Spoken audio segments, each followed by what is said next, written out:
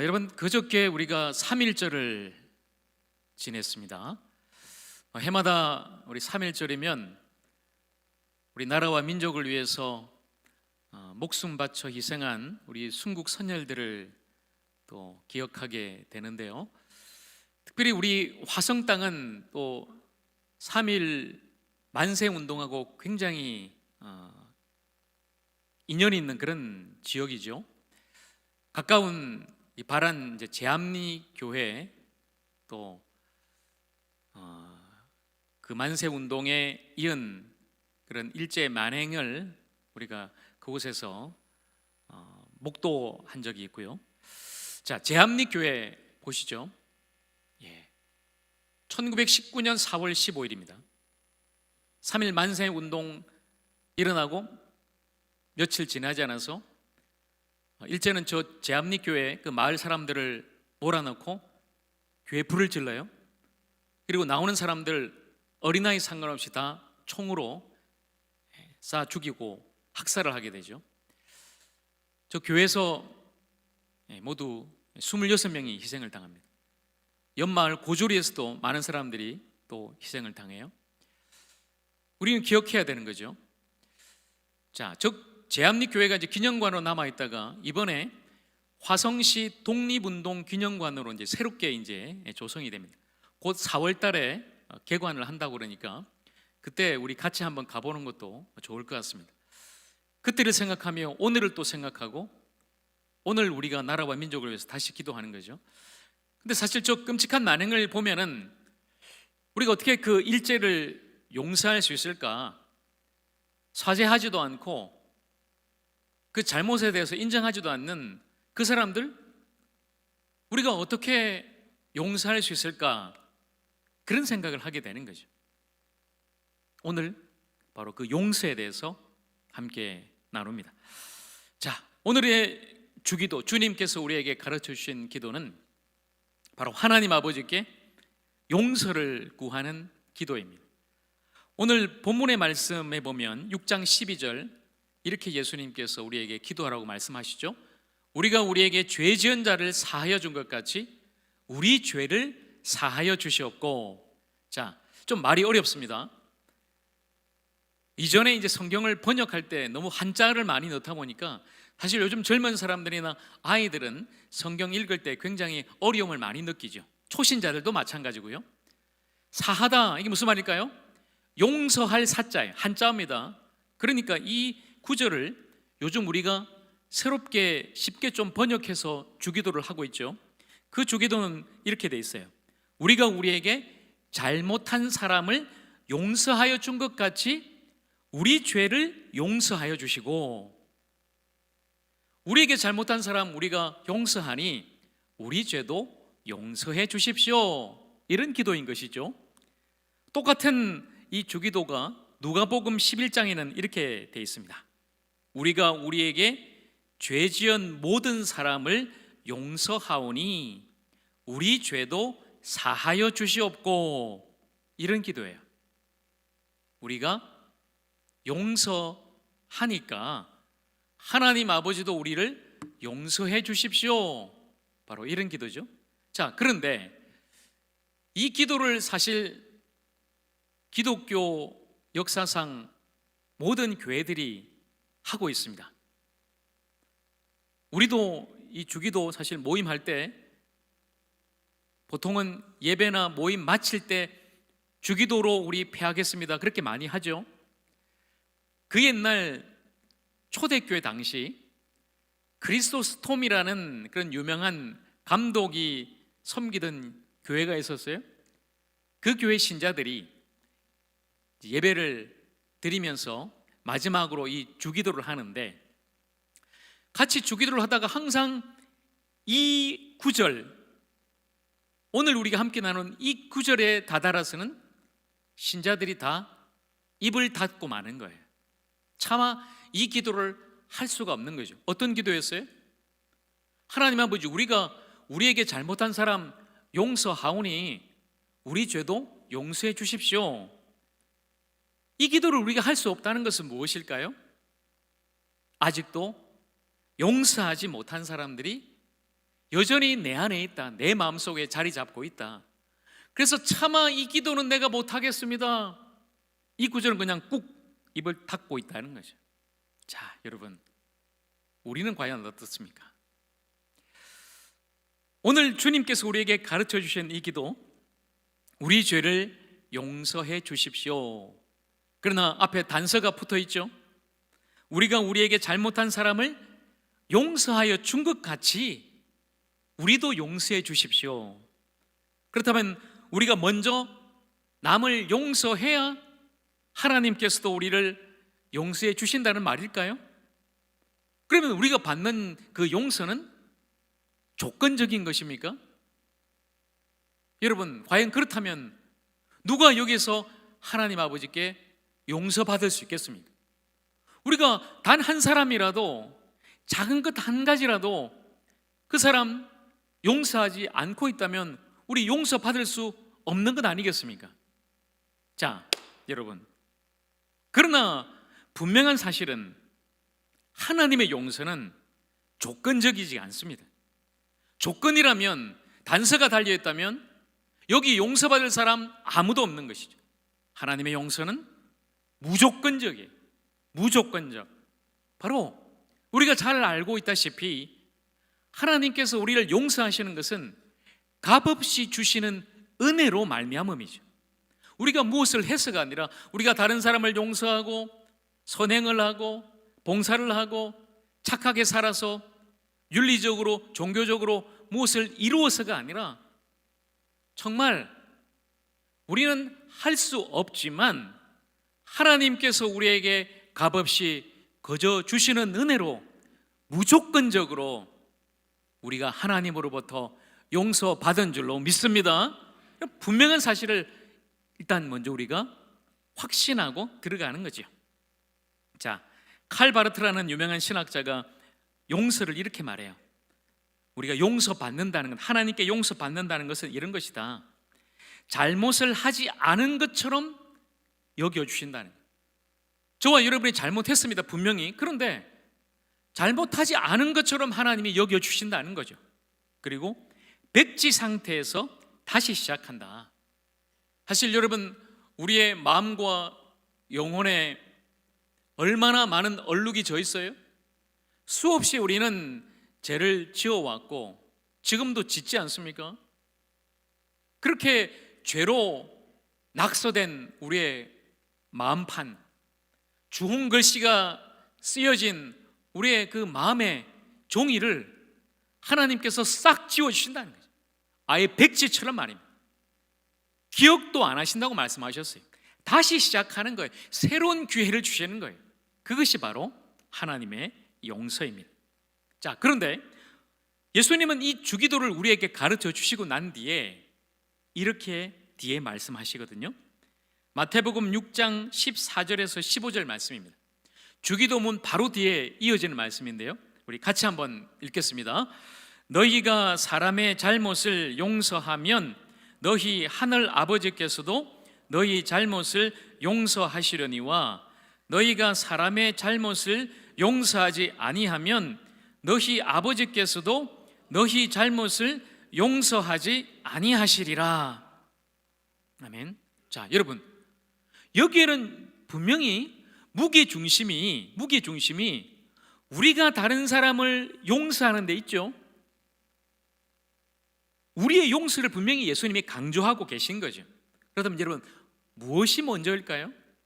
우리가 하나님께 용서받는 것이 먼저일까요? 아니면 우리가 먼저 다른 사람을 용서하는 것이 먼저일까요? 분명히 예수님은 우리가 다른 사람 용서하지 않으면 우리도 하나님께 용서받을 수 없다라고 말씀하셨는데, 여러분, 뭐가 먼저일까요? 분명히 여러분, 선행되는 용서는 하나님으로부터 받는 용서인 거죠. 하나님께 우리가 용서를 받아야만 비로소 우리가 타인을 용서할 수 있다는 거죠. 하나님의 용서가 먼저입니다. 그리고 우리는 다른 사람을 용서하는 것이죠. 그러나 여러분, 기억하세요. 내가 용서받았으니 나도 용서하지 않을 수가 없다. 용서받았으니 나도 다른 사람을 용서해야 된다. 이것을 예수님께서 분명하게 말씀하시는 거죠. 하나님의 용서가 바로 타인을 용서하게 만든다는 거예요. 사랑하는 여러분, 먼저 하나님께 용서받았음을 믿고 그 용서를 힘입어서 우리도 다른 사람을, 나한테 잘못한 바로 그 사람을 용서할 수 있는 그런 주님의 사람 되기를 주님의 이름으로 간절히 축원합니다. 그러니 여러분, 우리가 분명하게 먼저 깨달아야 될 것은 우리 모두는 하나님께로부터 용서받아야 할 존재들이다. 여러분, 우리가 죄인임을 먼저 인정하는 거예요. 우리가 죄인임을 인정할 때 용서받을 수 있지 않겠습니까? 내가 하나님께 아무런 잘못도 하지 않고 죄짓지도 않았는데 우리가 어떻게 하나님께 용서를 받을 수 있겠어요? 내가 하나님의 용서를 받아야만 한다는 그 사실을 먼저 인정할 때 우리가 겸손히 하나님 앞에 엎드려 하나님 앞에 용서를 구하고 또 전적으로 무조건적으로 값없이 주시는 그 놀라운 은혜인 용서를 우리 모두가 경험할 수 있다는 것이죠. 자, 다시 여러분 본질적인 문제로 돌아가서요, 우리가 죄인을 먼저 알아야 되는데 그렇다면 죄는 무엇인가? 여러 번 제가 말씀드렸습니다. 죄는 우리가 뭘 잘못해서 다른 사람의 물건을 훔치고 다른 사람을 해코지하고 그런 죄가 아니라 본질적인 죄, 그것은 바로 하나님을 향한 거역이죠. 불순종이에요. 제일 처음 에덴 동산에서 그 죄가 들어옴으로 사람은 자신이 하나님이 된 거죠. 내가 하나님 되려고 하나님을 거역하고 불순종하고 나갔던 것이 바로 죄의 근원이에요. 그것이 원죄이고 원죄를 이어받은 저와 여러분은 죄인이 되어서 계속해서 죄를 지을 수밖에 없는 그런 존재, 또 자범죄를 짓고 있다는 것이죠. 자, 그런데요, 오늘 예수님께서 이 주기도를 통해서 우리 죄를 용서해 주십시오 할 때 이 죄는 조금 달라요. 의미가 달라요. 자, 오늘 이 본문의 죄가 헬라어 원어를 보면 오페일레마, 이게 무슨 의미냐면 빚이란 말이에요. 빚. 자, 여러분 빚 다 있으시죠? 빚. 요즘 뭐 살아가면서 빚 없는 사람 어디 있습니까? 다 뭐 빚을 지고 집도 사고 뭐 차도 사고 생활도 하고요. 우리가 신용카드 쓰는 것도 사실 이게 빚 지는 거 아니겠어요? 먼저 빚내서 쓰고 나서 나중에 이제 갚는 거니까 다들 뭐 빚내고 빚지고 그렇게 살아갑니다. 그런데 예수님은 이 죄가 바로 빚이라고 말하는 거죠. 우리가 하나님 앞에 당연히 해야 될 것을 안 하는 것도 지금 빚지는 것이고 절대 해서 안 되는 그런 일을 우리가 자꾸 범하고 짓는 것도 하나님 앞에 빚지는 것이다. 빚이 계속 쌓여가는 거죠. 그러니 여러분, 우리가 죄를 짓는다는 말은 빚을 진다는 말이고 반대로 우리가 죄를 용서받는다는 말은 바로 그 빚을 탕감받는다는 거예요. 탕감받는다. 자, 이런 의미에서 예수님께서 우리에게 하신 말씀 한번 볼까요? 마태복음 18장 21절 이하에 보면 용서에 대해서 예수님 말씀하시는데요, 베드로가 예수님께 말씀합니다. 예수님, 내가 잘못한 형제 한 7번 용서하면 되겠습니까?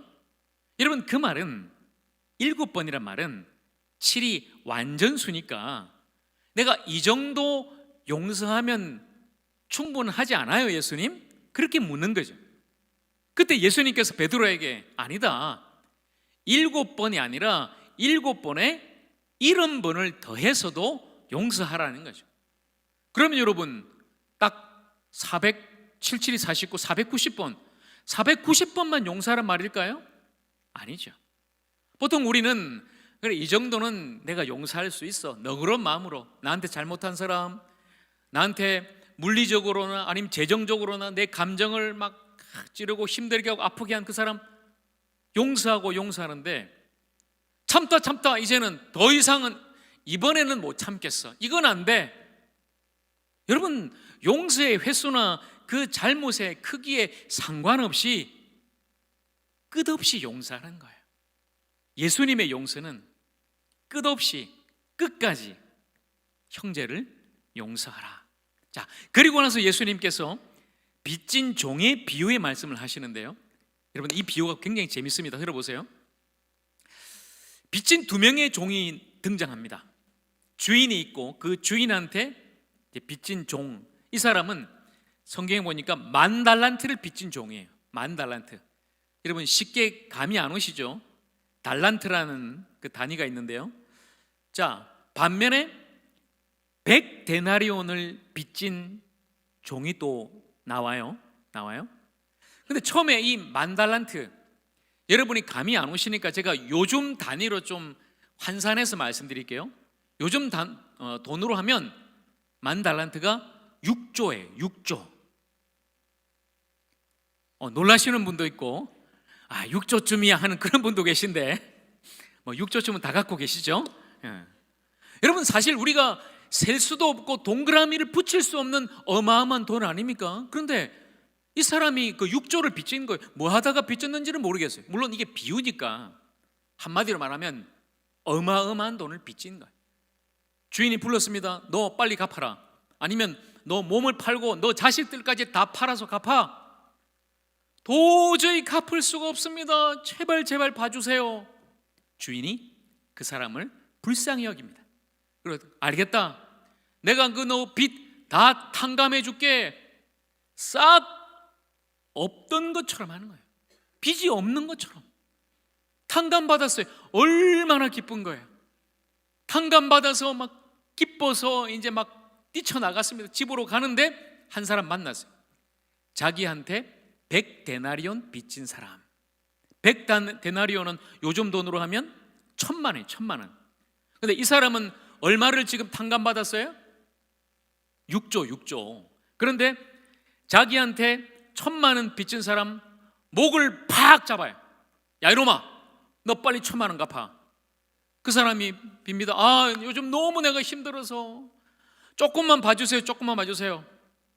절대 안 돼. 너 이거 1,000만 원 갚을 때까지 너 안 되겠다. 감옥에 가둬. 자기한테 1,000만 원 빚진 사람을 옥에 가둬버려요. 그 사실이 이제 소문이 나겠죠. 누구 귀에도 들어갔을까요? 누구? 주인한테 들어갔어요. 주인이 들어보니까 이럴 수가 있는가?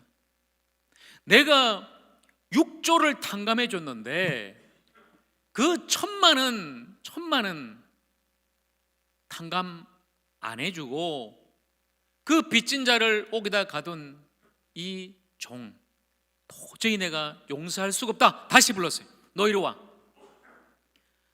너 이 6조 탕감해 준 거 취소.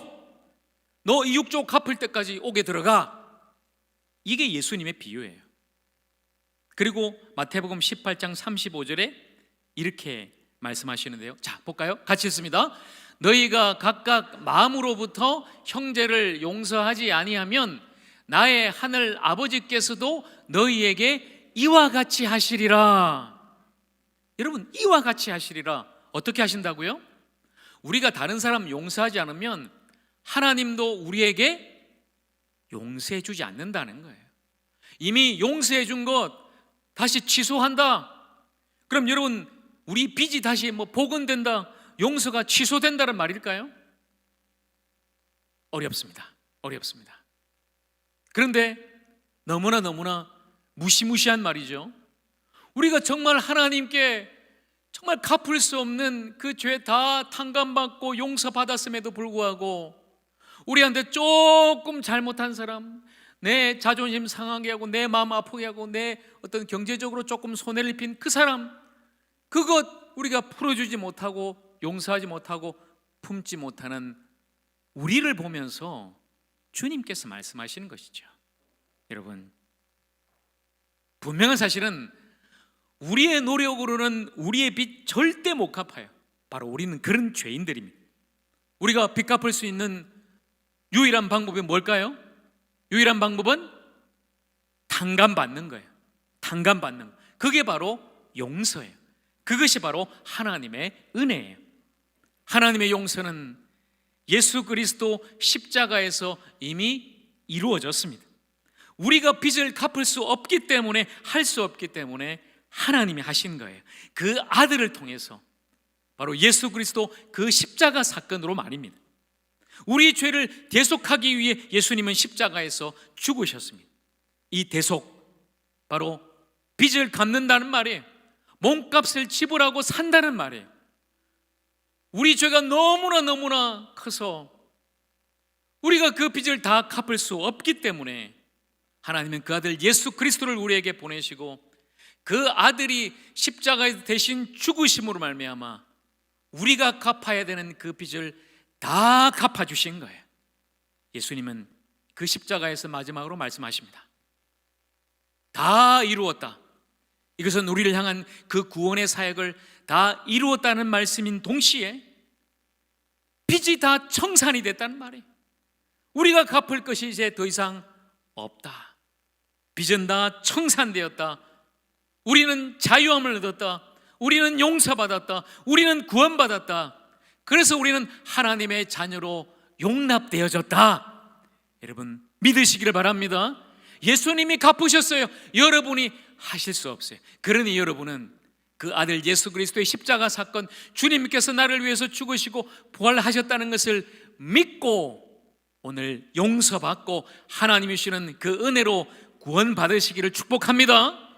그리고 이미 구원받았다면 한없는 그 하나님의 용서, 나의 모든 빚을 탕감해 주시고 받아주시고 오히려 나를 자녀 삼아 주시사 그 양자 상속자로 삼아 주신 그 한없는 하나님의 은혜와 사랑, 십자가의 사랑에 오늘도 감사하고 감격하고 나의 모든 남은 삶을 주님께 드리며 감사와 생명과 축복의 삶을 그렇게 누리며 살아갈 수 있는 우리 모두가 되기를 간절히 축복합니다.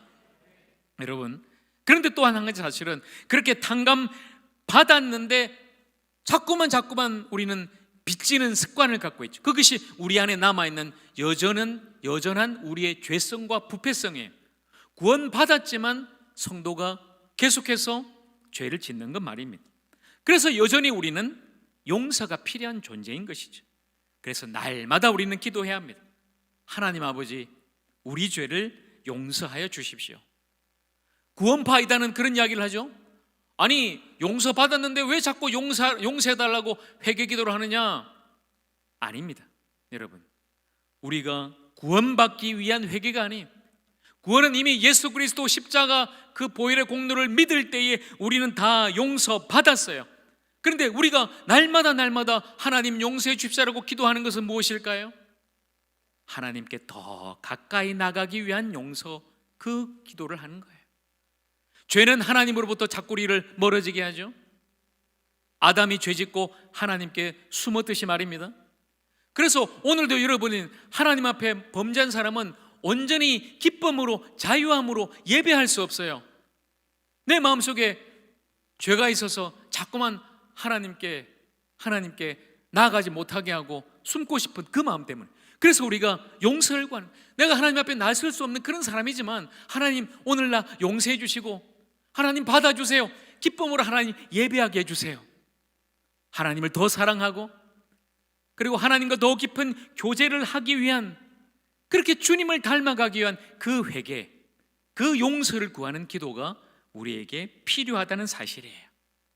바로 그렇게 우리가 하나님 앞에 용서를 구하고 용서받았다면 그렇게 다른 사람도 용서할 수 있는 그런 주님의 백성들이기를 간절히 소망하고 축복합니다. 여러분, 그러니 오늘 이 용서를 정리하면 이렇게 됩니다. 용서의 원천은 하나님에게 있어요. 용서의 근거는 예수 그리스도 십자가의 보혈입니다. 그리고 용서의 조건은 우리가 회개하는 거예요. 그리고 용서의 결과는 하나님과의 더 깊은 교제를 회복하는 것입니다. 여러분, 그렇다면 오늘 우리가 배우는 이 기도를 통해서 다시 한 번 더 결단할 것은 무엇일까요? 우리가 하나님께 용서를 구하고 용서받으면 그만인가? 아니죠. 나에게 잘못한 사람 내가 용서하는 것도 중요하지만 사실 우리가 용서하는 입장입니까? 때로는 우리가 용서를 구해야만 하는 그런 입장은 아닌가요? 맞죠, 여러분? 우리가 누군가에게 잘못을 했다면 그 사람에게도 우리는 용서를 구해야 된다는 거예요. 물론 본질적으로 우리가 하나님 앞에 용서를 구하고 죄 사함 받지만 여러분이 행여나 누군가에게 잘못을 행했거든 찾아가십시오. 그리고 용서를 구하십시오. 그리고 용서 받으십시오. 그것이 진정한 용서입니다. 사랑하는 여러분, 오늘 우리가 용서받고 또 용서함으로 말미암아 다시금 오늘 우리에게 내려주시는 하나님 아버지의 크고 놀라운 그 은혜와 십자가의 사랑, 그 구원을 우리 모두가 경험할 수 있기를 간절히 소망합니다. 그리고 용서하는 사람만이 용서받는다는 바로 그 주님의 말씀을 잊지 말고 우리 용서하며 살아가십시다. 조지 허버트라는 사람이 이런 말을 했어요. 다른 사람을 용서하지 못하는 사람은 천국에 도달하기 위해 반드시 건너야 하는 다리를 허물고 있다. 사람은 누구나 용서받을 필요가 있기 때문이다. 오늘 바로 그 사람, 여전히 저와 여러분 마음속에 있는 바로 그 사람 우리 풀어주십시다. 그리고 자유하십시다. 우리도 자유케 되고 그 사람도 자유케 되며 우리 모두가 하나님 안에서 하나님 앞에서 자유를 누리면서 죄 사함 받은 그 기쁨과 감격으로 날마다 그렇게 생명의 삶을 살아갈 수 있기를 우리 주님의 이름으로 간절히 축복합니다.